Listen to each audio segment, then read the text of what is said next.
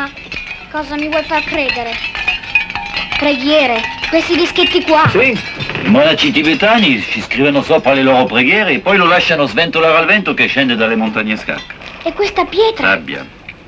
Nient'altro che sabbia che nei corsi dei secoli il gran caldo del giorno e l'improvviso freddo della notte hanno cristallizzato così. Rosa del deserto si chiama.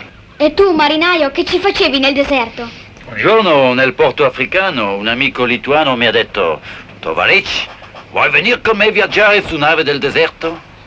6 giorni abbiamo cavalcati, anzi 6 notti, che di giorno era di fuoco. Poi la tempesta di sabbia. 2 giorni e una notte coricati e legati ai nostri cammelli. Ondate di sabbia più alte che i peggiori cavalloni del Pacifico. E allora? E allora ho visto questa rosa luccicare su una duna e è stata la mia bussola. Perché di lassù ho scoperto un campo beduino. Andiamo a controllare le vele che il vento ha cambiato. Storie di gente di mare. Cirio conosce il mare. Tenere sardine del Mediterraneo, alici arrotolate in salsa piccante, filetti di alici e tonno stagionato in olio di oliva. Cirio conosce il mare.